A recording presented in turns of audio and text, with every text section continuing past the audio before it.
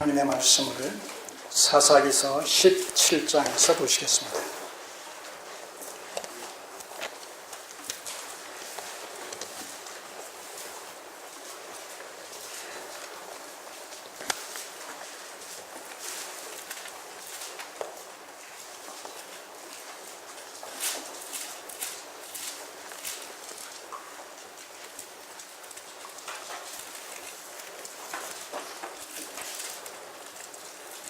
구약 391쪽입니다.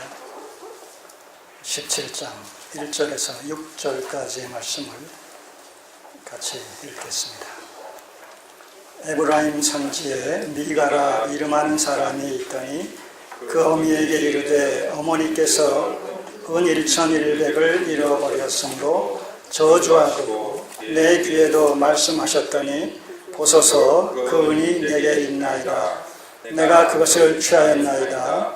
어미가 가로되 내 아들아 여호와께 복받기를 원하노라 하니라. 미가가 은 1100을 그 어미에게 도로 주매 어미가 가로되 내가 내 아들을 위하여 한 신상을 새기며 한 신상을 부어 만들 차로 내 손에서 이 은을 여호와께 거룩히 드리노라. 그러므로 내가 이제 이 은을 네게 도로 돌리리라. 미가가 그 은을 어미에게 도로 주었으므로 어미가 그 은 200을 취하여 은장색에게 주어 한 신상을 새기며 한 신상을 부어 만들었더니 그 신상이 미가의 집에 있더라. 이 사람 미가에게 신당이 있으므로 또 에봇과 드라빔을 만들고 한 아들을 세워 제사장을 삼았더라. 그때에는 이스라엘에 왕이 없으므로 사람마다 자기 소견에 옳은 대로 행하였더라. 아멘. 기도드리겠습니다. 호세아 선지자는 말하기를 백성들이 지식이 없어 망한다고 했습니다. 우리의 죄성으로 말미암아 하나님에 대한 바른 지식의 체계가 전제되지 않을 때 우리의 타락한 본성에서부터 야기되어지는 빗나간 종교성을 발휘해서 하나님을 자기 소견대로 믿을 수밖에 없기 때문에 그런 말씀을 한 것으로 압니다. 우리가 하나님을 섬기는 여호와의 종교는 성경이 이르기를 계시 의존적인 신앙이라고 말씀하셨습니다. 우리가 하나님께 열심히 있어도 지식을 쫓는 것이 아닐 때 하나님 앞에 불복종적이며 불법적인 신앙으로 판정된다고 경고하고 있습니다. 오늘 본문을 통해서 이스라엘의 패역함을 통해서 우리를 보게 하시고 우리에게 말씀하시는 주님의 음성을 들을 수 있는 복된 귀를 열어 주시옵소서. 예수님의 이름으로 기도드립니다. 아멘. 자의적 숭배 신앙이라는 제목으로 오늘 본문에 담긴 하나님의 음성을 같이 듣도록 하겠습니다. 자의적 숭배 신앙이란 자기 소견에 좋을 대로 제멋대로의 신앙 행위를 일컫는 표현입니다. 기독교는 계시 종교입니다. 다시 말해서 하나님께서 말씀하신 바에 근거해서 하나님을 섬겨야 그것이 하나님 앞에 바른 이런 신앙으로 판정을 받을 수 있게 된다는 얘기입니다. 여타의 이런 그 종교는 자기 소견에 좋을 대로 또 가고 싶으면 가고 싶지 않으면 안 가고 자기 마음대로 할 수 있습니다. 자기 필요에 의해서 얼마든지 신앙할 수 있습니다. 왜냐하면 그런 이교도적인 우상 숭배적인 신앙의 대상은 사람의 손으로 만든 우상이기 때문에 그렇습니다. 그 우상은 인간을 위하여 도구와 방편이 되기 때문에 그렇습니다. 우상 숭배 신앙에 있어서 주인은 신이 아니라 사람입니다. 사람이 자신의 유익을 위해서, 목적을 위해서, 소원 성취를 위해서, 성공을 위해서 우상을, 신을 도구 삼는 것이 우상입니다. 그래서 우상 숭배적 신앙의 주체는 신이 아니라 인간입니다. 그러나 계시 종교로서 여호와의 신앙은 바로 그 주객이 또다시 전도되어져야 된다는 것입니다. 그래서 주체가 하나님이 되시고 객체가 바로 인간이 되어져야 된다는 것입니다. 그것은 하나님이 우리의 창조주가 되시고 우리는 그분의 피조물이 된다는 이런 창조의 원리 속에서도 넉넉히 확인할 수가 있습니다. 자, 이스라엘의 역사 속에서 이 사사 시대는 사무엘까지 포함시켜서 350여 년, 이 사사기서에만 얘기하고 있는 12사사, 온니엘에서부터 시작해서 삼손에 이르기까지 12사도만 염두에 둔다면 297년, 한 300년 정도의 기간입니다. 이 시대는 이스라엘의 역사 속에서 영적 암흑기라고, 영적 암매의 시기요, 기간이라고 그렇게 부르기도 합니다. 바로 계시가 실종되어지고 또 적극적으로 거부되어지는 이런 그 시기인 사실을 이제 오늘 우리가 이 말씀을 통해서 살펴볼 겁니다. 사사들을 그때그때마다 하나님께서 허락하셔서 이스라엘 백성들을 통치케 하시고 또 가나안의 여러 족속들에게 전쟁을 통해서 패배당하여 20년, 30년, 때로는 블레셋 같은 경우에는 40년 동안 이스라엘을 통치하고 있었을 때에 하나님께서 삼손을 보내셔서 이제 구출하시는, 구원하시는 이런 역사를 보이셨습니다만, 이 사사들의 통치력이라는 것은 무언가 2% 부족한 이런 그 인상을 끊임없이 독자들에게 보여주고 있습니다. 그래서 오늘도 6절에 나오지만 그때의 이스라엘에게 왕이 없음으로 말미암아 사람들이 각각 자기 소견에 옳은 대로 행하였더라. 이 말씀이 17장 6절에서 나오고 18장 1절에서 나오고 19장 1절에서 나오고 21장 25절에 25절 맞나요? 네, 25절 이렇게 네 번에 걸쳐서 17장에서부터 21장에 걸쳐서 네 번에 걸쳐서 나옵니다. 자, 이 17장에서 21장까지의 내용은 3장에서 16장까지의 사사들의 통치 시기에 이스라엘의 영적인 상태를 두 가지 사건을 통해서 축약시켜서 얼마나 이스라엘이 타락했고 또 영적으로 암매에 깊이 빠졌는가를 보여주는 하나의 그 고백서요, 나아가서는 부록과도 같은 그러한 그 성격을 띤 내용들입니다. 그래서 그 첫 번째 사건이 이제 오늘 우리가 살펴보는 그 사건을 포함한 17장, 18장에 걸쳐서 나타나고 있는 이 소위 미가의 신상 사건이고 19, 20, 21장 이 세 장에 걸친 사건은 베냐민 지파가 거처하고 있는 이런 그 기브아라는 지역에서 살인 사건이 12토막을 낸 이 살인 사건이 발생하는 것을 통해서 이스라엘 12지파 간의 내전이 일어난 이런 사건을 소개하고 있는 것이 이제 18, 9, 20, 19, 20, 21장에 걸친 사건의 요지입니다.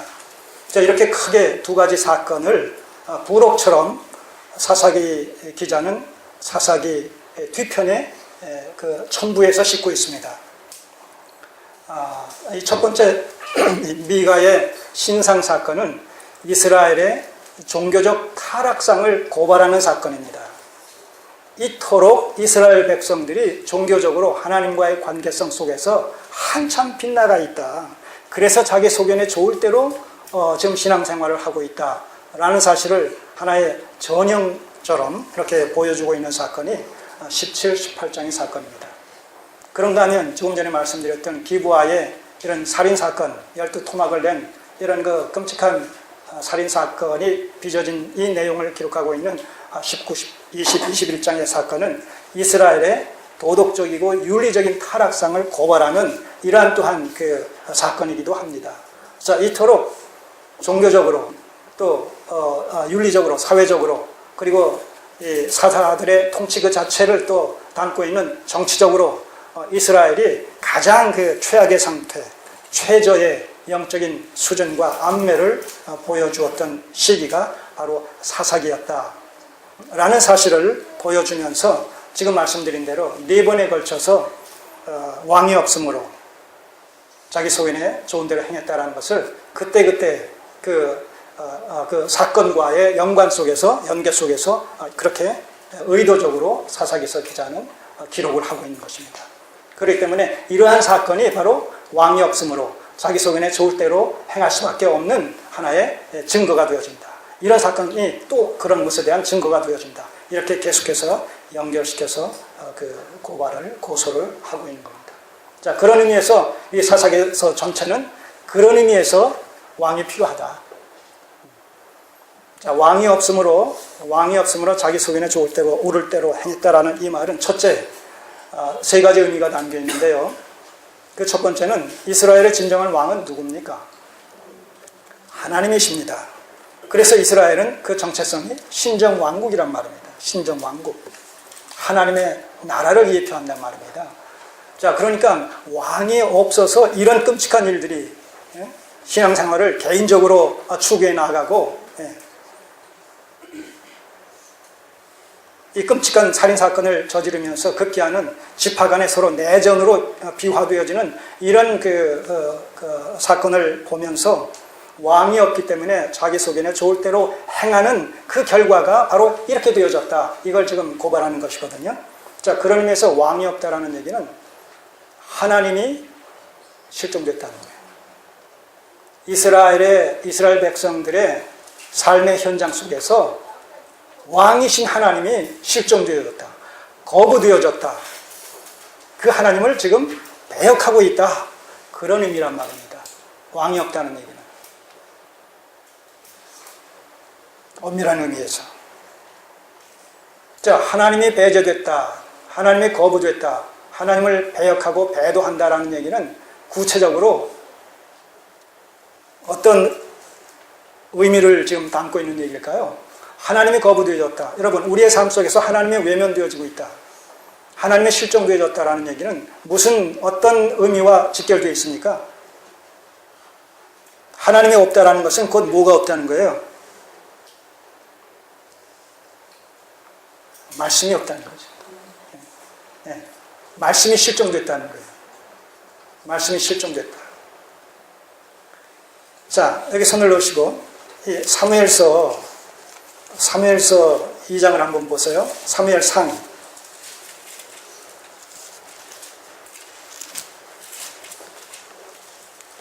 사무엘상 그 초기 사무엘이 아직 어린아이로서 그 엘리 제사장을 돕고 있는 엘리 제사장의 수하에서 지금 심부름을 하면서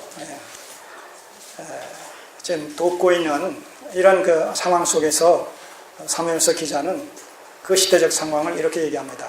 자, 2장이 아니라 3장 1절을 보세요. 3장 1절.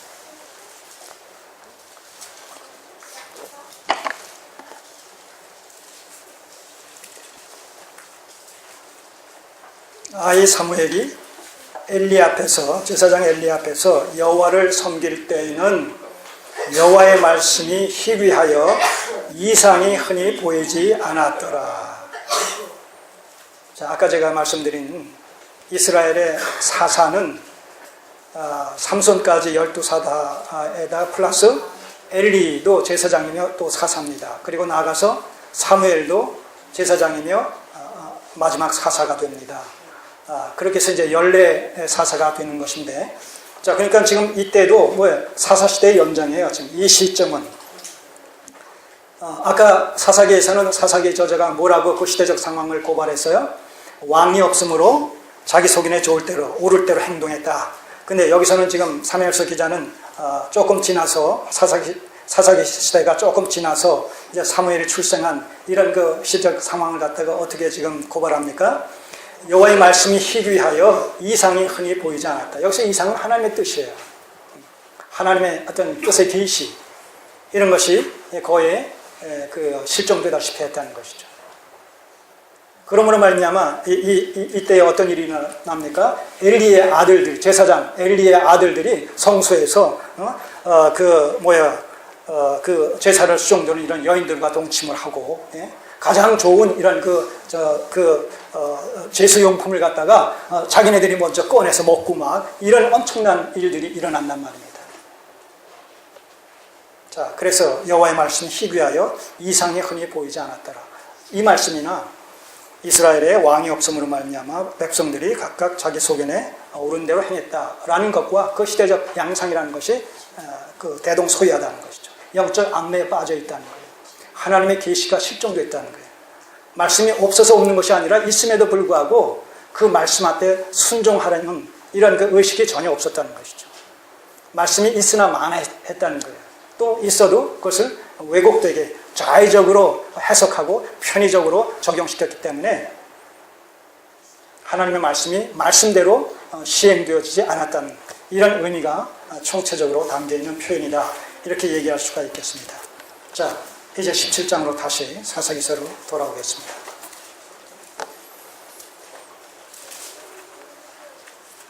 자, 하나님께서는 이스라엘 백성들이 이제 여호수아가 죽은 이후에 또 여호수아가 살아있을 때에 출애굽 그 2세대들이 자라서 이제 연로한 장로들이 되었을 때 그 장로들까지 다 이제 떠나고 바야흐로 출애굽 세대로 얘기하면 3세대요.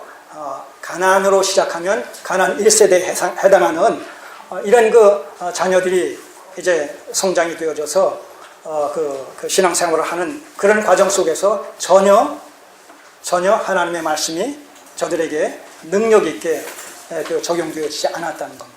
그렇게 염려하셨던 그 염려에 했던 내용들이 그대로 그 가나안 1세대와 출애굽 3세대를 통해서 현실화되어지는 모습을 우리는 사사기서 2장의 내용들을 통해서 살펴보지 않았습니까?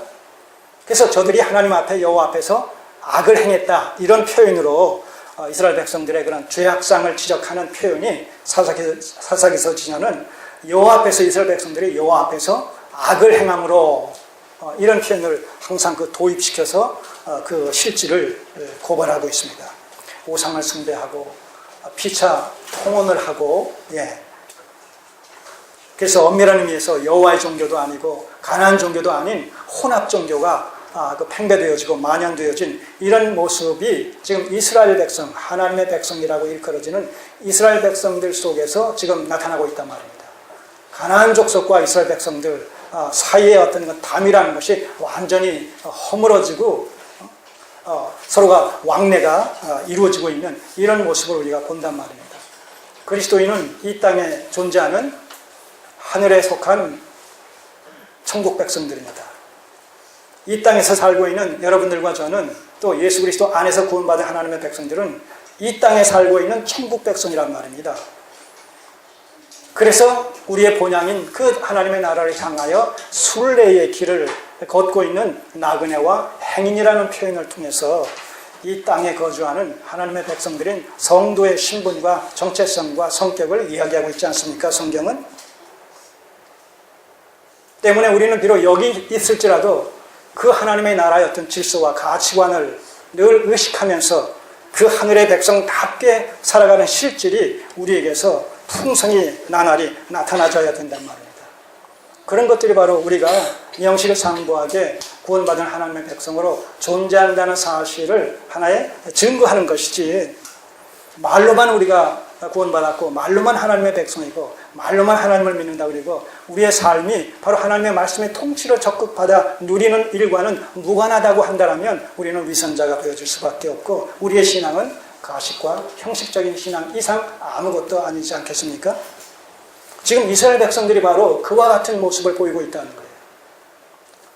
자, 사사시대가 바로 사사시대에 하나님은 그러한 이스라엘 백성들을 갖다 구원하시기 위해서 그들을 바르게 또 회복시키기 위해서 사사들을 그때그때 세워주셨다는 거예요.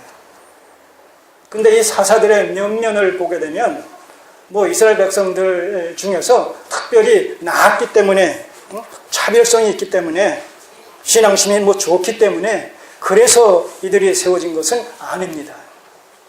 그때그때 필요에 따라서 하나님께서 기뻐하시는 뜻 가운데 세워 주셨다는 것이죠. 왜 그들의 면면이 그렇게 특출하지 못했느냐? 모세와 여호수아 같은 그런 탁월한 이런 지도자들이 배출되어지지 않았느냐라고 했을 때 그 시대적 상황이 그랬다는 거예요.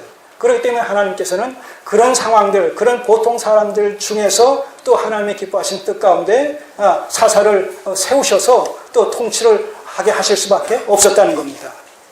그러다 보니까 이 강력한 어떤 리더십을 발휘할 수 있는 그런 어떤 왕 같은 그런 통치권을 수행할 수 있는 이런 자들이 나타나지를 못함으로 말미암아 끊임없이 사사가 좀 있을 때는 좀 괜찮았다가 또 사사도 중간에서 유야무야 되어지게 되고 그러다 보면 또 다시 이스라엘이 타락과 범죄에 빠지게 되고 그럼 하나님께서 또 가나안 족속들을 붙여서 징계하시고 심판하시고 그럼 저들은 또 아이고 잘못했습니다 회개하면서 용서를 구하면 또 하나님께서 새로운 사사를 세우셔서 침략해온 가나안 족속들을 또 물리쳐 주시고 그래서 다시 구원을 베풀어 주시고 이런 일들이 악순환처럼 순환적으로 일어났던 이런 영적 안매의 기간이 바로 사사기란 말입니다.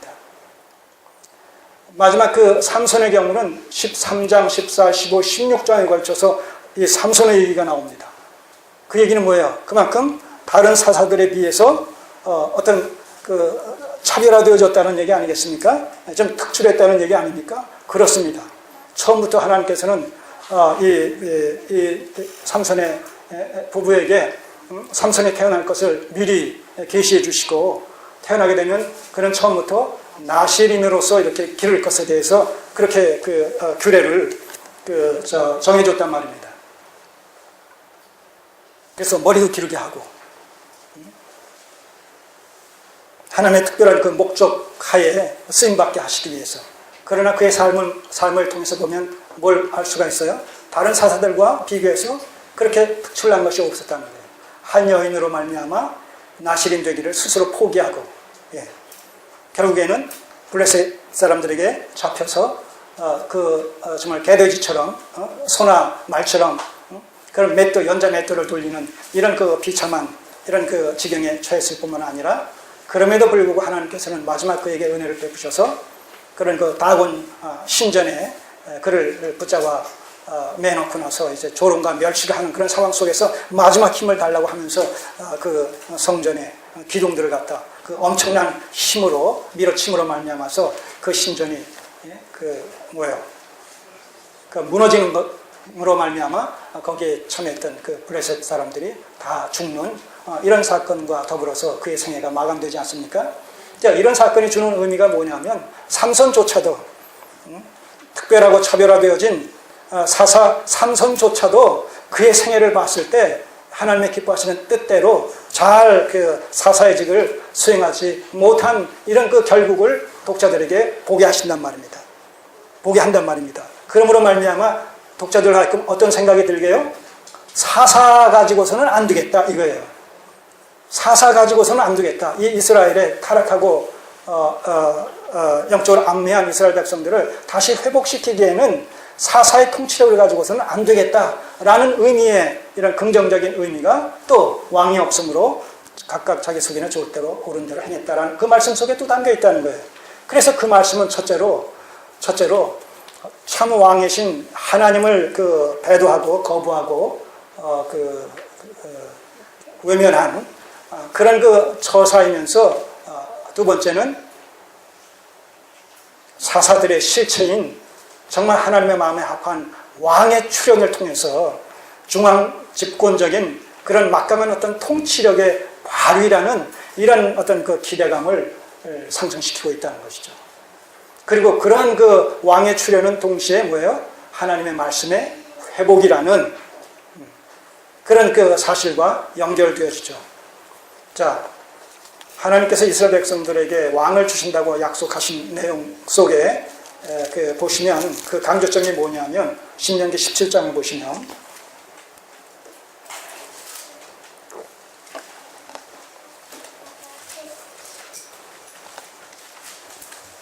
289쪽에 신명기서 17장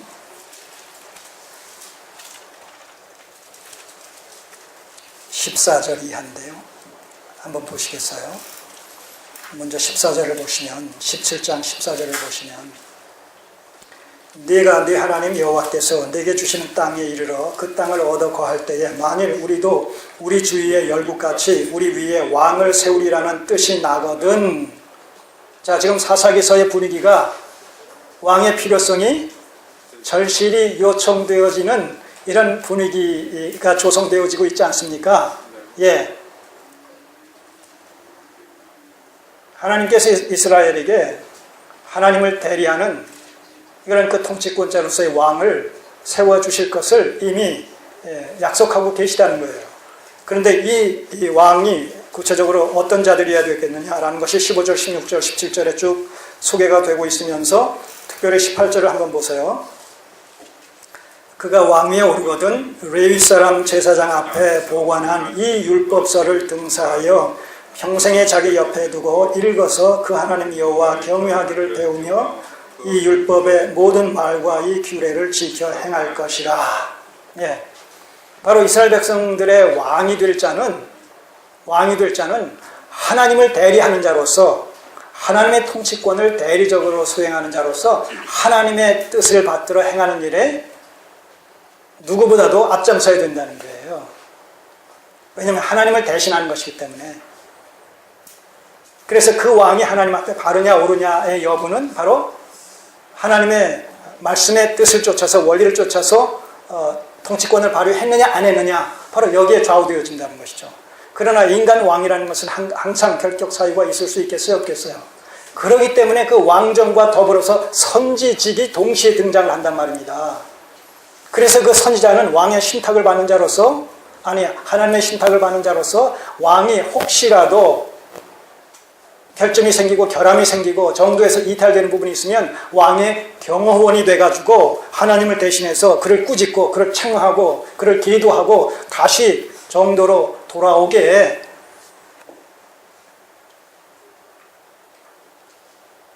그를 이끄는 어떻게 보면 종교적이고 행정적인 하나의 최고의 수장으로서의 기능과 역할을 담당하는 것이 이스라엘의 역사 속에서 선지직의 하나의 특성이었단 말입니다.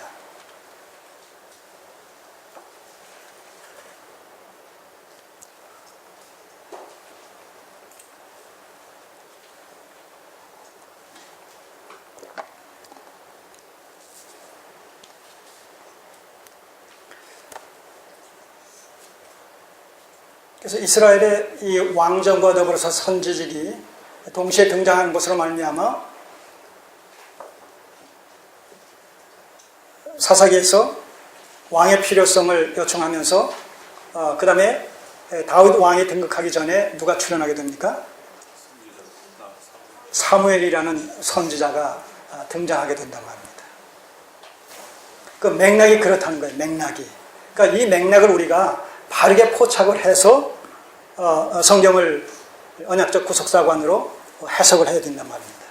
자, 이런 어떤 흐름을 우리가 놓치고 또 깨닫지 못하는 가운데 해석을 하게 될 때에 전체 속에서 그 부분을 해석하지 못함으로 말미암아 그 부분을 전체로 확대 해석을 하게 되는 것을 통해서 임의적인 해석, 자의적인 어떤 해석이 나오고 편의적인 어떤 적용이 나오게 된다는 것이죠.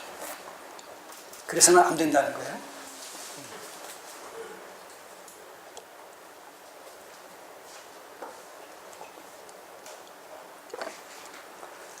자, 왕은 철저하게 하나님의 말씀에 죽고 살아야 된단 말입니다. 그런 의미에서. 자, 이것이 하나님께서 이스라엘 백성들에게 이제 왕을 세워주실 때의 왕의 필요 충분 조건 중에 하나가 바로 이 부분이었다는 것이죠. 하나님의 말씀에 정통해야 되고 그 말씀을 백성들 앞에서 모범적으로 순종을 함으로 말미암아 백성들에게 귀감이 되어져야 된다. 자, 실제로 다윗 왕이 죽으면서 누구에게 유언을 합니까? 다윗 왕이 죽으면서 누구에게 유언을 하겠어요? 솔로몬에게 유언을 하게 되는 이 열왕기상 2장을 한번 보시면, 열왕기상 2장을 한번 보시면 여기에 이렇게 다윗 왕이 임종시에 유언처럼 솔로몬에게 당부하는, 신심당부하는 이런 내용이 나옵니다. 자, 열왕기상 2장 1절이야. 다윗이 죽을 날이 임박하매 그 아들 솔로몬에게 명하여 가로되 내가 이제 세상 모든 사람의 가는 길로 가게 되었노니 너는 힘써 대장부가 되고 내 하나님 여호와의 명을 지켜 그 길로 행하여 그 법률과 계명과 율례와 증거를 모세 율법에 기록된 대로 지키라. 그리하면 네가 무엇을 하든지 어디로 가든지 형통할지라. 예. 바로 이 율법 준수는 이스라엘 백성들뿐만 아니라 왕에게 있어서 더더욱 강력하게 요구되어지는 이런 조건이요, 조항이란 말입니다. 지금 이스라엘 백성들에게 있어서 바로 이러한 왕이 필요할 때란 말이죠. 그렇지 않겠습니까? 지금 우리가 살펴본 대로 그런 영적 암내에 빠졌기 때문에 상대적으로 그런 왕의 등장을 통해서 강력한 중앙 집권적인 어떤 통치권을 발휘함으로 말미암아 저들의 이런 소락한, 퇴락한, 또 암내에 빠진 저들의 영성을, 저들의 믿음을, 저들의 하나님을 향한 여호와의 신앙관을 다시 새롭게 재정립시키는, 회복시키는 이런 역사가 어느 때보다도 필요한 때란 말입니다.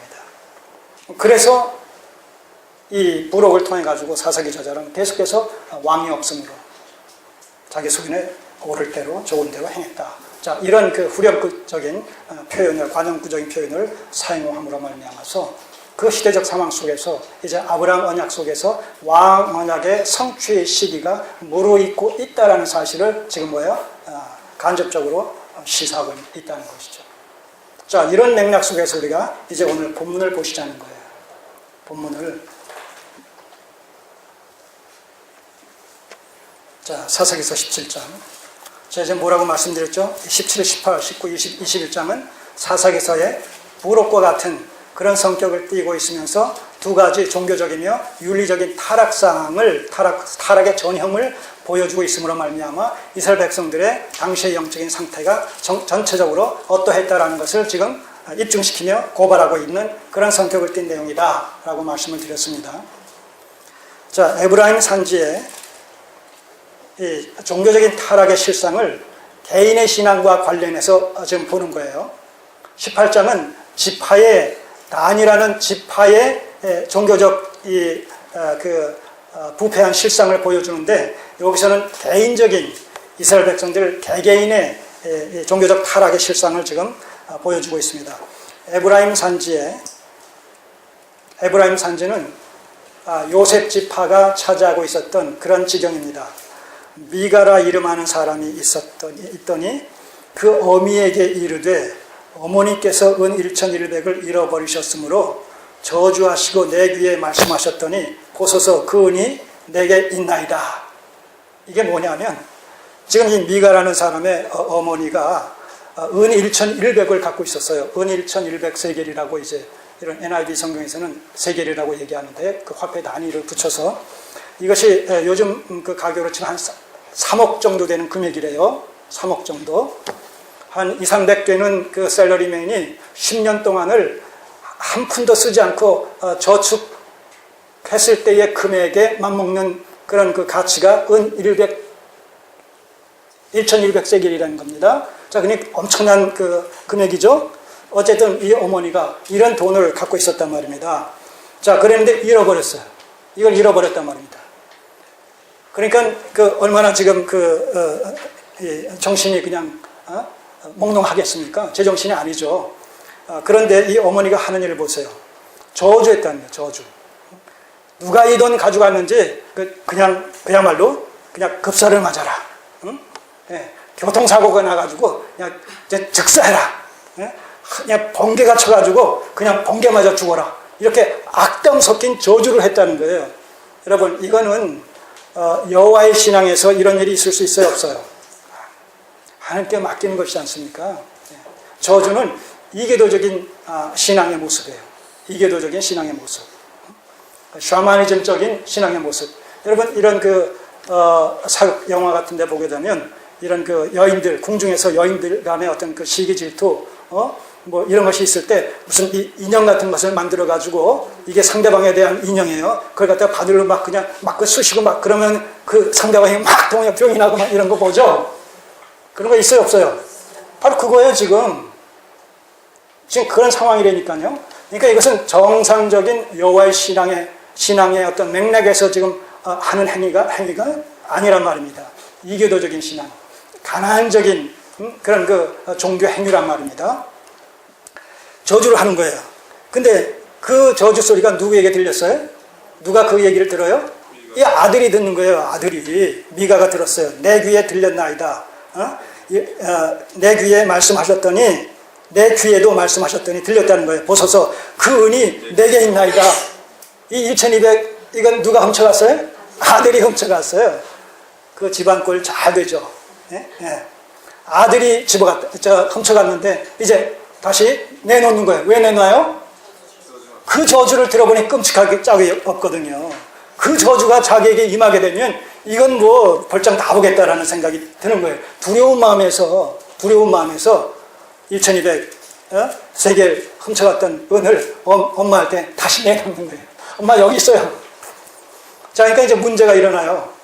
엄마가 남이 집어 간 줄 알고 저주했는데, 그렇게 끔찍한 저주를 했는데, 악담을 했는데, 이제 그 범인이 누구예요? 아들이에요. 그러면 그 저주가 누구에게 지금 갈 거예요? 지금 잘못하면 아들에게 지금 갈 거란 말입니다. 얼마나 지금 당황했겠어요. 이제 그 상황 속에서 예상치 못한 일이 일어나는 이런 상황 속에서. 자, 그러니까 그 엄마가 이렇게 얘기합니다. 어미가 가로되 내 아들이 여호와께 복받기를 원하노라. 이제 저주가 내려지니까 이제 복받기를 원한다는 게 이제 하나님 앞에, 아닙니다 하나님, 저주가 아니라 복을 내려주옵소서 하면서 거기에 이제 조건이 붙는 거예요. 대가가 지불되는 거예요. 대가가 어떤 식의 대가입니까? 은 1100개 중에서 200개를 하나님께 바치는 거예요. 이게 뭡니까? 흥정하는 거예요, 이제 하나님하고. 여기서 이제 우리가 뭘 봐야 됩니까? 이 미가의 신앙과 이 어미의 신앙의 정체성을 갖다가 우리가 보셔야 된단 말입니다. 저들의 신앙의 정체성, 저들의 신앙의 실질, 성격, 여호와라는 이름을 불러요. 그런데 그들의 행위는 가나안의 종교적 행위를 지금 일삼고 있단 말입니다. 여기서 우리는 혼합 종교의 모습을 보는 거예요. 혼합 종교.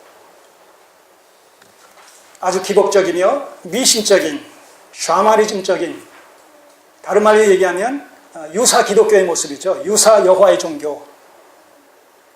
이름은 부르는데, 형식은 갖추는데 내용은, 그 실질은 전혀 모세 율법에 근거한 구약 종교가 아니란 말입니다. 가나안의 영향을 적극 받아들인, 그래서 절충되어진 혼합 종교의 성경을 띠고 있다는 것이죠. 오늘 우리가 하나님을 믿는데, 하나님을 믿는 우리의 기독교 신앙이, 하나님 중심의 신앙이 여러분 기복적으로 흐르거나 미신적으로 흐르게 되면 그것은 성경이 말하고 있는 계시 의존적인 이런 여호와의 그 신앙은 아니란 말입니다. 그러니까 이런 부분들이 분별되어져야 되는데 분별이 안 되니까 계속해서 빗나가는 것이죠. 계속해서 빗나가는 것이죠. 그러면서 여전히 내가 하나님은 부르짖으니까, 예배당은 참석하니까, 기독교적인 이런 어떤 문화 속에 내가 참여하고 있으니까, 거기서 이탈하지는 않고 있으니까 스스로가 생각하기에 나는 기독교 신자인 줄 안단 말입니다. 실은 아닌데, 여러분 이것이 사단의 고도의 기만 전술이라는 거예요. 자기 기만에 빠지게 만드는. 그러니까 이 하나님의 말씀의 본질에 깊이 접촉되어지지 않으면 이런 외적인 것을 붙들고 있는 것으로 말미암아 자기는 이제 하나님을 정상적으로 믿고 있는 줄 착각하고 있단 말입니다.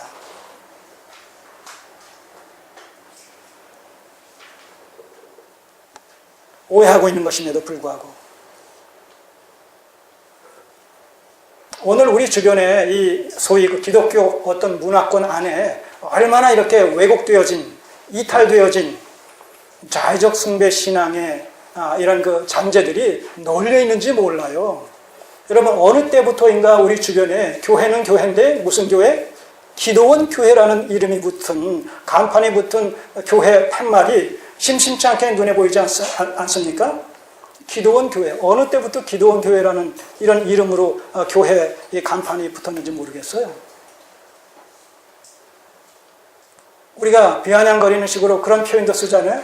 그 예수 무당이라는 그런 표현도 씁니다. 그런 일들이 아마 그런 데서 일어나는 것으로 그렇게 전해 듣고 있습니다만서도 누가 와서 뭐 이렇게 어떤 상담을 하러 왔을 때에 꼭 무당이 점치듯이 성경을 뭐 기도하면서 펼치고 찬송가를 펼치면서 이 구절이 지금 당신에게 하나님께서 주시는 말씀이니 이 찬송이 하나님께서 지금 당신에게 주시는 찬송이니 이런 식으로 그야말로 전보듯이 성경과 찬송을 가지고 하나님을 믿는다고 하는 사람들의 세계 속에서 이런 일들이 지금 일어나고 있다는 걸 현실 속에서 비일비재하게 여러분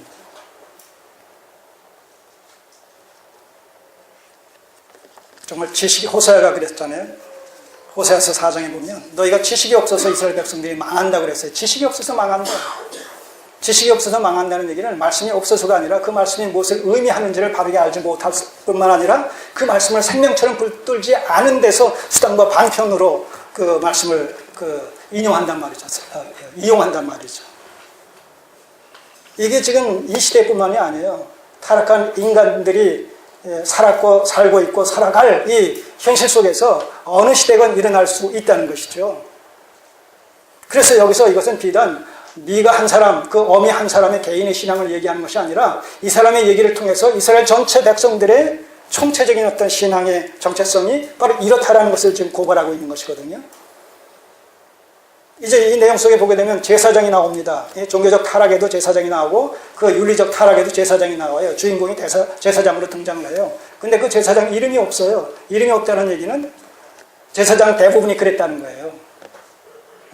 모든 제사장이 다 그랬다는 거예요. 심각하게 우리 자신을 돌아봐야 됩니다. 여러분 우리가 하나님을 주여 주여 부르짖는다고 해서 그것이 내가 바른 어떤 여호와의 신앙관을 갖고 있고 기독교 신앙관을 갖고 있고 내가 구원받았고 내가 기독교인이고 그런 게 아니란 말입니다. 그 실질이 그 내용이 얼마나 하나님의 말씀에 상응하느냐 일치하느냐 근접하느냐 이것이 관건이란 말입니다. 기독교권 안에 있다 문화 안에 있다 그것이 능사가 아니에요. 내가 예배당에 내가 교회의 일원이다 그게 문제가 아니란 말입니다. 실질과 실체 본질 늘 강조하지만 이들은 외적으로 봤을 때는 기독교인이에요. 외적으로 봤을 때는 여호와의 신앙관을 갖고 있는 자들이에요. 그러나 실제를 보면 아니란 말입니다. 이런 상황이 오늘 우리에게서도 우리 개개인에게서도 우리 교회 속에서도 얼마든지 발견될 수 있다는 겁니다. 이게 우리를 두려워하게 만드는 것이고 이것이 바로 오늘 말씀을 통해서 우리를 돌아보게 하는 하나님의 메시지가 되어지는 것이지요. 자, 그래서 내 아들아 여호와께 복받기를 원한다. 이제 저주를 복으로 바꿔야 되니까 어떻게 되겠어요? 하나님과 흥정하는 거예요. 그 흥정의 방편이 뭐예요? 은 200세겔을 가지고 여호와의 신상을 만드는 거예요. 신상을.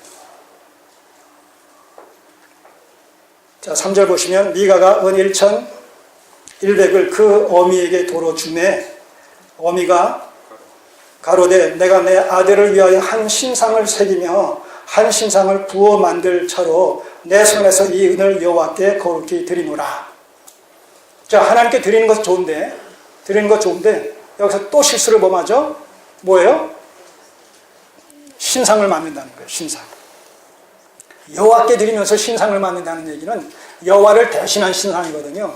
출애굽기 32장에서 이스라엘 백성들이 모세가 그 시내산에 올라가서 율법을 받는 사이에 40일이 너무나 지루한 것 같이 여겨지는 바람에 땅에서 어떤 일이 일어납니까?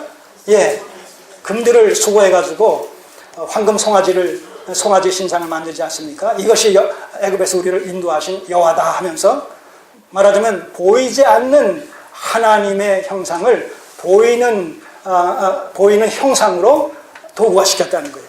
하나님의 형상화. 그러니까 하나님의 형상화는 그 자체가 뭡니까? 하나님이 아니라 하나님을 우상화시키는 것이죠. 그러면서도 지금 모른단 말입니다. 이것이 열심을 오히려 내는 것인 줄 안단 말입니다. 그 열심을 가장하여 더 그 하나님을 만홀히 여기는 이런 행위가 지금 빚어지고 있단 말입니다.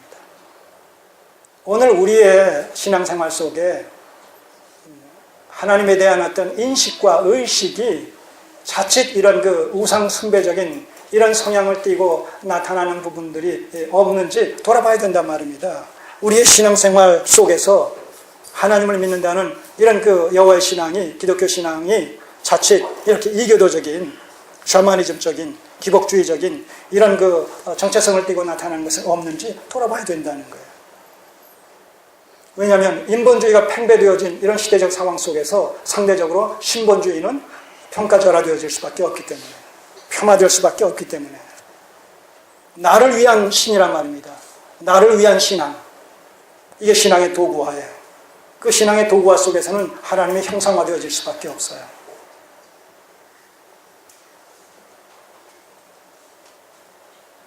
그래서 이 은을 여호와께 거룩히 드리노라. 그러므로 내가 이제 이 은을 네게 도로 돌리리라.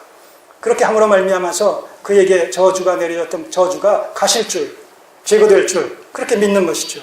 얼마나 미신적이고 기복적인 이런 신앙 자태입니까?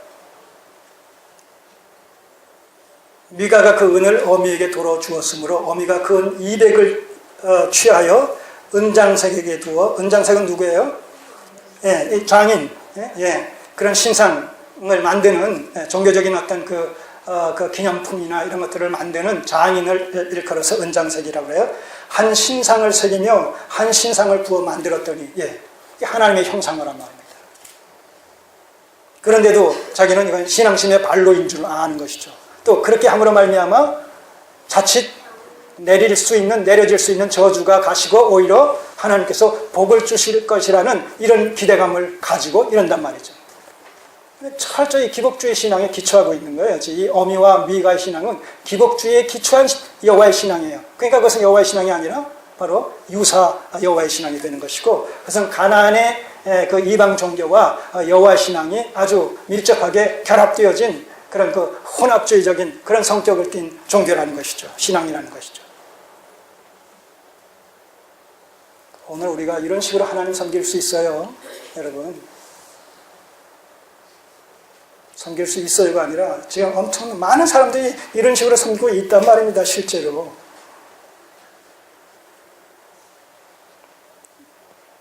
그 신상이 미가의 집에 있더라.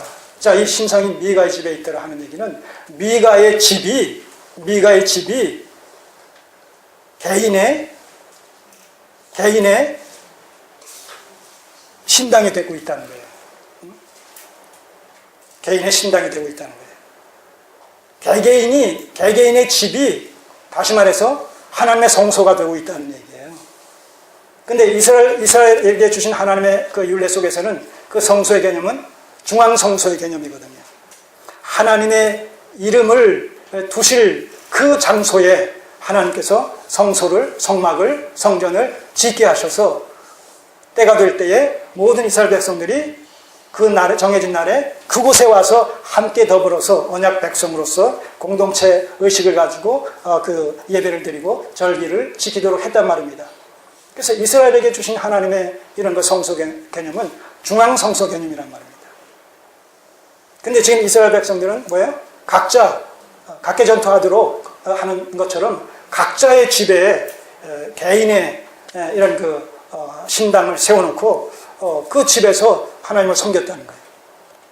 사실 하나님을 섬긴 것도 아니지만. 그런데 더 아이러니한 것은 이 에브라임 지역이 그 당시에 지금 이 언약궤는 어디에 안치되어 있느냐 하면 실로라는 데 안치되어 있었어요. 실로라는 데.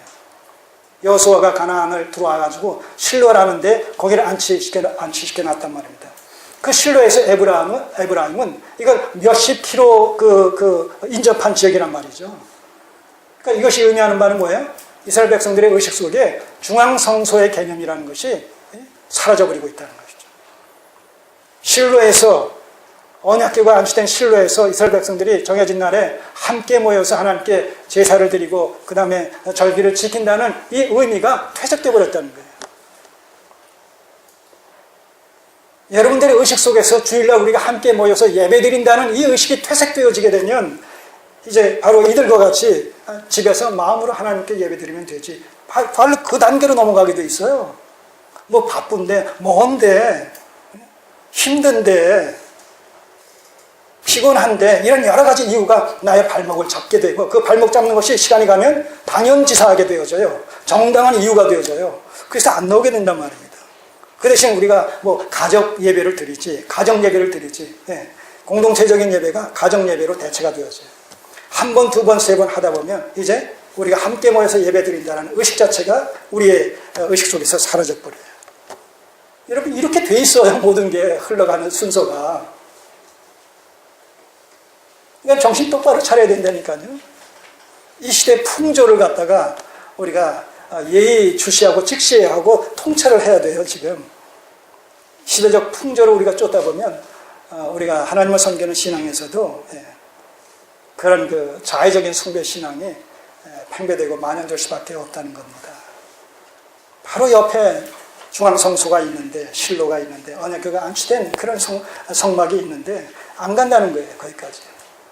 어떤 편리성과 편의성을 추구한 것이죠. 그래서 인자가 오실 때 정말 믿음을 보겠느냐고, 정말 주님 앞에서 우리의 믿음이요 얼마나 그 순수한 건지 진실된 것인지 이거는 아직도 몰라요. 정말 그거는 끝까지 가봐야 된단 말입니다.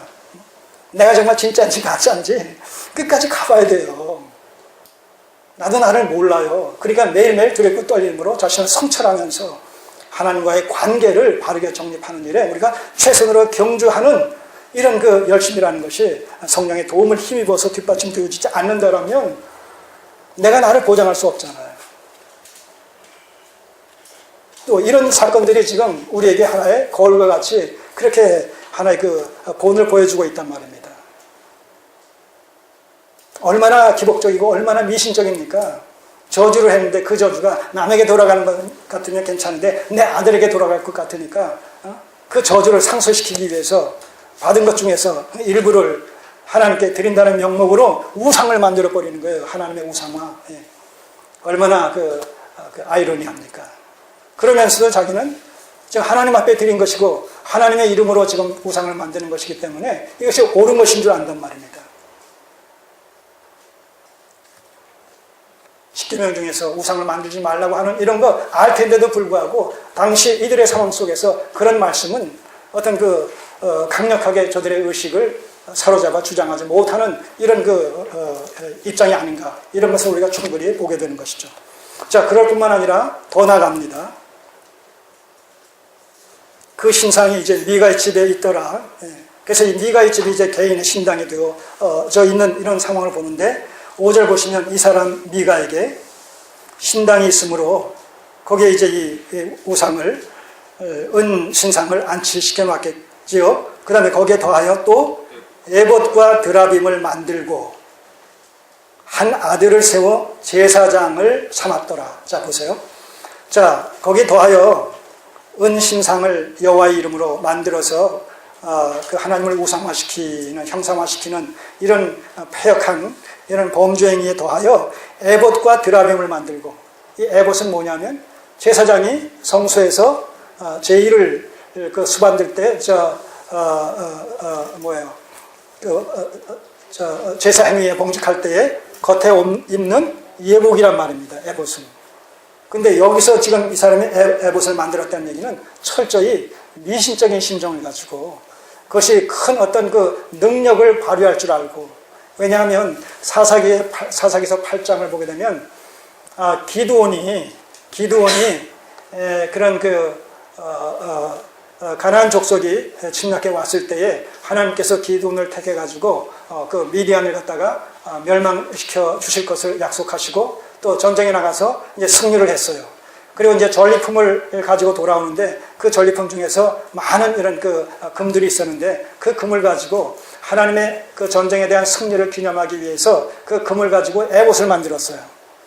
그런데 이스라엘 백성들이 그 전쟁에서 승리케 해주신 하나님께 감사드리며 하나님을 더 적극 섬기는 것이 아니라 그 하나님의 전쟁에 대한 승리를 기념하기 위해서 만든 에봇을 우상처럼 섬겼다라는 그런 표현이 나옵니다. 이게 우리의 모습이에요. 여러분 민수기 21장입니까? 노뱀, 불뱀에 물린 자마다 그 노뱀을 쳐다본 적 살리라 했는데 인간은 이스라엘 백성들은 그 순간에 어떻게 그 믿음이 변질되어져요? 네, 그 불뱀을 쳐다본 적 살리라란 하나님의 말씀에 대한 믿음의 발휘를 통해서 치유함을 받았는데도 불구하고 그 뱀에게서 구리뱀에서 어떤 신통방통한 이런 그 능력이 뭔가 방출되는 줄 알고 그 노뱀을 우상 숭배했다는 거예요. 700년 동안. 나중에 히스기야 왕이 종교개혁을 단행함으로 말미암아 그때까지 섬겼던 그런 느후단이라는 이 불뱀을 갖다가 그냥 그 가루로 이렇게 그냥 파괴시켜버리는 그런 일이 일어나기까지 700년 동안 그 노뱀을 섬겼다는 거예요. 여러분, 이 타락한 우리의 종교성은 끊임없이 정도에서 이탈해서 하나님을 우상처럼 섬기려는 그런 유혹 앞에 우리가 노출되어 있어요. 그러니까 성경의 말씀의 어떤 원리에서 빗나가려고 끊임없이 이탈하려는 그런 의식이 있단 말입니다. 그러니까 하나님께서 왜 그 형상화시키지 말라고 그러셨겠어요? 형상화시키게 되면 성경이 말하는 하나님은 어떤 분이냐라는 그 하나님의 정체성을 우리가 염두에 두고 하나님을 믿는 것이 아니라 형상화되어진 그 우상을 우리가 섬긴단 말입니다. 그래서 오죽하면 우리 이 학동에 속한 그런 그 교단에서는 이 뒤에 큰 나무 십자가 뭐 항상 있었잖아요. 예배당에 하면 이거 다 내려놓으라고 철거하라고까지 얘기를 했겠습니까? 사람들이 예수 그리스도를 믿는 것이 아니라 예수 그리스도가 달려 죽으신 십자가를 믿는 거예요. 십자가를 우상처럼 믿는단 말입니다. 우상처럼.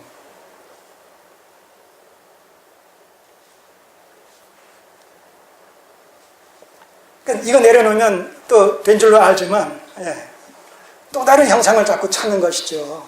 또 다른 형상을. 왜? 본질의 접촉이 안 돼 있으니까. 자, 이 에봇은 8장 27절 한번 잠깐 볼까요? 오늘 우리가 성찬회식을 했기 때문에 8장 27절을 보시면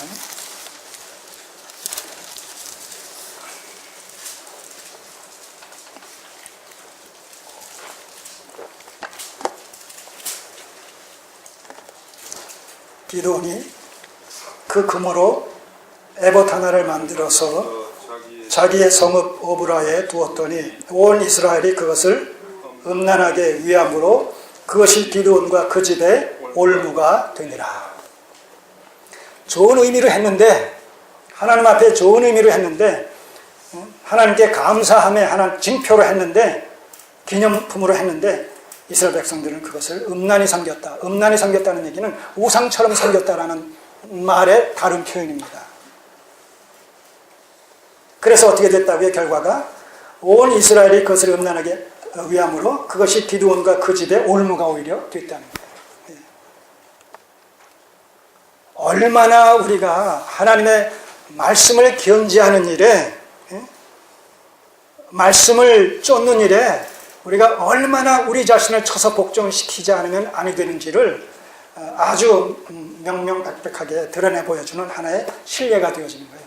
조그만 이유와 명분과 틈만 있으면 우리는 빗나간다는 말입니다. 우리의 이 죄성의 발로라는 것이. 여러분, 우리가 조금만 우리가 신앙생활에 게으름을 타게 되면요, 사단은 그 순간의 게으름을 타고 비집게 들어와요. 그래서 그것을 습관화되게 만든단 말입니다. 습관화되게. 뭐 자꾸 말하면 이제는 잔소리가 되니까 말을 할까 말까 하면서도 그냥 또 어떤 때는 하게 되고 하게 되고 하고 나서는 또 후회도 하고 되는데 예. 한 번 결석하면 두 번 결석, 두 번 결석하면 세 번 결석해요. 오후 집회는 아예 예, 여러분들의 의식 속에 오후 집회는 참석 안 해도 되는 집회 이렇게 아마 그 의식화되어 있을지도 모르겠어요. 왜? 안 해도 상관없는 거예요. 왜? 타성에 젖었기 때문에 양심의 가책도 별로 안 느껴요. 뒤에서 사단은 박수 치는 거예요. 그래, 다음 주에도 그렇게 해라. 다음 주에도 그렇게 해라. 뭐 여러분들 뭐 오후 집회 참석해 주십사라는 간접적인 어떤 시사 아니에요. 형편대로 왔어요. 형편대로.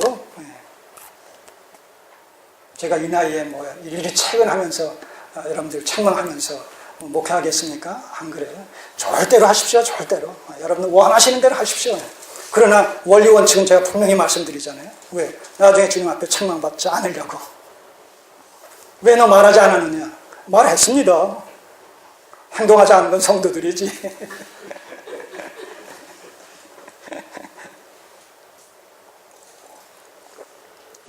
그런데 한번 참고 얘야 한번 참자. 참석하자 해서 한번 참고 참석해보세요. 그럼 또 참석하게 돼요.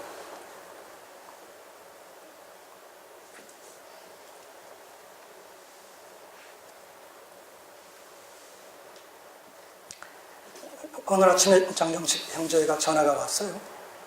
9시쯤에서.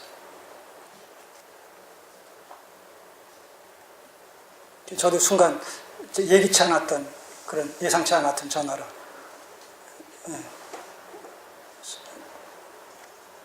어떻게 된 일이라네. 무슨 일이냐고. 지난주에도 참석하지 못했는데요. 오늘도 지금 홍천에 무슨 사건이 터져가지고 그냥 급히 그냥 비상 근무를 하게 돼서 그냥 연이어 2주를 참석하지 못하게 되는데 그냥 죄송스러워서 미리 말씀을 드립니다. 근데 제 아내는 참석할 거예요. 여러분 어떻게 생각하면 당연한 얘기 아니겠어요? 그런데 그 형제의 그 말이 저를 그렇게 감동시키는지 모르겠어요. 제가 아마 목말라 있는 것 같죠?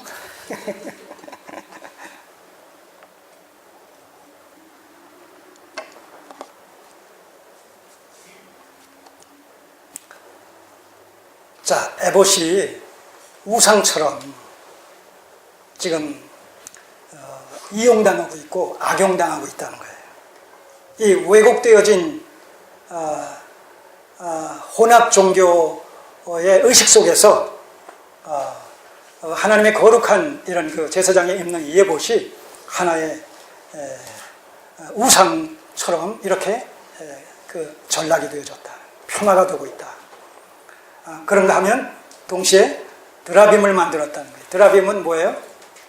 그 야곱이 내 자녀들, 아내와 자녀들과 더불어서 삼촌 라반 집에서 나올 때 라헬이 그 라반이 섬기던 드라빔을 가지고 도망쳐 나오잖아요. 그러니까 나중에 그것이 없어진 줄 알고 그냥 사생결단으로 쫓아와서 그냥 그 확인하지 않습니까? 또 그 아비를 이제 라헬이 속여서 그냥 가지고 오지만 이렇게 드라빔은 그 시대적 상황 속에서 이 가정의 어떤 수호신 역할을 톡톡히 하는 그런 그 우상 중에 하나였단 말이죠. 근데 이런 드라빔을 이 미가가 가지고 있었고 또 만들어서 가지고 있었다는 거예요. 이 드라빔의 용도는 뭐냐면 점치는 거예요. 지금 점치는 거예요. 드라빔을 가지고 기도하면서 두 길이 나왔는데 가다가 이 길로 가오리까 저 길로 가오리까 이거를 이 드라빔을 손에 붙잡고 기도하면 이 드라빔이 가르쳐 준다는 거예요. 또 화화복 기름을 갖다가 그 좌지우지 해주는 이런 것으로서의 이런 어떤 수호신 역할을 하는 것이 이 드라빔이었다는 것이죠. 자, 이런 것들이 지금 하나님을 믿는 하나님의 백성인 이스라엘 백성들의 그 개인의 신앙생활 속에 이런 것들이 지금 들어와서 지금 차지하고 있다는 거예요. 지금 그의 신앙을 좌지우지하고 있다는 것이죠.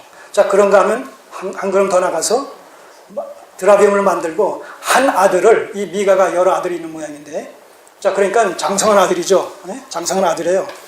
이 미가는 그 미가가 자기 아들들이 있는데 그 아들들 중에 한 사람을 자기 집안에 그 산당에 제사장으로 또 세웠다는 거예요. 무자격 제사장을 세운 거예요. 나중에 남북으로 갈라질 때 북이스라엘의 여로보암이 그런 절기 때 예루살렘으로 그 10지파 백성들이 다 돌아감으로 말미암아 그들의 마음이 르호보암에게 돌아갈까봐 정치적 목적으로 어떤 종교 개혁을 일으키지 않습니까? 그 중에 하나가 뭐예요? 보통 사람으로 제사장에 봉직시킨단 말입니다. 물론 거기에 나와 있지 않지만 금품이 수수가 됐겠죠. 네, 당연히. 자, 이런 것들이 이제 소위 여로보암의 길이라고 해서 북이스라엘 왕들이 한결같이 그 길로 감으로 말미암아 타락의 결정적인 원인을 제공한 사건이 바로 이 여로보암의 그 유사 종교 개혁 단행이란 말입니다. 근데 여기서도 마찬가지. 그런 것들이 이미 이들의 의식 속에 자리 잡고 있었다는 것이죠. 한 번 빗나가니까 계속해서 빗나갈 수밖에 없는 거예요. 그래서 아론의 아들들에 의해서만 세습적으로 계승되어져야 될 이 제사장의 직분이 이런 식으로 자기 필요에 의해서 임의대로 아무나 제사장을 시킨단 말입니다. 나중에 이제 실제 이제 레위 계통의 다음에 그 뒤에 나온 사건 속에서는 레위 계통의 어떤 소년을 갖다가 임의대로 제사장에 봉직하면서 그의 1년 의식주의 문제를 해결해 주는 이런 식으로 그를 갖다가 돈으로 사서 제사장을 자기 아들 대신 시키는 이런 일이 또 이제 나타납니다. 자, 이런 식으로 모든 그 당시의 사사기 시대의 이스라엘 백성들의 그 신앙생활이라는 것이 철저하게 이기적이고 자기중심적이고 자기 속편에 좋을 대로 행동이었다는 것이죠. 자, 이런 것들이 다 근본적으로는 이스라엘의 왕이신 하나님을 외면한 탓이요, 그러므로 말미암아 하나님의 말씀이 부재된 탓이요, 그리고 실제적으로 현실적으로 또 왕이 없음으로 말미암아 2% 부족한 사사의 통치를 가지고서는 이스라엘 백성 12지파를 관장하기에는 한계가 있었다는 것이죠. 그러므로 하나님의 대리적인 어떤 통치권자로서의 명실상부한 중앙 집권적인 통치력을 발휘할 수 있는 이런 그 하나님의 마음에 합한 왕의 등장이라는 것이 아울러서 강력히 요청되고 있다라는 사실을 우리가 문맥 속에서 다시 한번 확인하게 된다는 것이죠. 그것이 이제 그 뒤에 룻기서 사무엘서를 통해서 계속해서 진행될 이런 내용입니다. 자, 오늘 1절에서 6절까지 살펴봤습니다. 이스라엘의 종교가 이 하나의 개인의 종교로 전락되어지는 모습을 봤습니다. 하나님의 율법이 무시당하고 자기 속에는 좋을 대로의 이런 그 우상 숭배적인 혼합주의 종교가 팽배된 모습을 봅니다. 오늘 우리의 신앙생활 현장 속에서 우리가 함께 모여 주님을 섬기는 교회 속에 언제 얼마든지 이런 부분들이 위험한 요소들이 들어올 수 있는 가능성이 언제나 잠재되어 있다는 것이죠. 우리가 이 말씀 앞에서 무엇이 잘못된지를 분별하면서 동시에 그런 경우들이 내 개인의 신앙생활 속에 우리 교회 공동체적인 어떤 신앙생활 속에 또 비집고 들어온 것은 없는지 또 들어오려고 하는 것은 아닌지 이런 것을 성찰하면서 다시 한번 말씀 안에서 우리의 하나님을 향한 이런 그 여호와의 신앙과 또 기독교 신앙관을 새롭게 재정립할 수 있는 그런 계기가 되어졌으면 좋겠습니다. 기도드리겠습니다. 아버지 하나님 감사드립니다. 말씀을 통해서 주님의 음성을 듣게 하시고 무엇이 잘못됐음을 분별하며 우리를 돌아볼 수 있는 계기로 삼게 해주시니 감사를 드립니다. 인본주의가 팽배된 현실 속에서 하나님의 말씀이 홍수처럼 쏟아지지만 정작 홍수 중에 마실 물이 없는 것처럼 참된 하나님의 말씀에 본의에 깊이 접촉되기가 어려운 시대적 상황 속에서 우리의 눈을 여셔서 주의 법의 귀함을 보게 하시사 말씀에 깊이 접촉되어 하나님 앞에 옳다 인정함을 받을 수 있는 계시 의존적이고 섭리 의존적인 신앙관을 확립해 나가는 성숙한 그리스도인의 삶들이 되게 하여 주옵소서. 예수님의 이름으로 기도드립니다.